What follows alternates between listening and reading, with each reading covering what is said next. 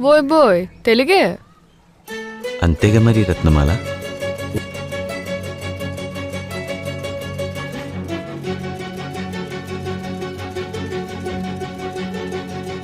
ஹே சீதா உயிர் நுழைய வாசல் தா. ஹே சீதா உன்னில் வசிக்க வாய்ப்பை தா. என்றும் பிரிந்திடா வண்ணம் உந்தன் கையை இருக்கியே கோக்கத்தா.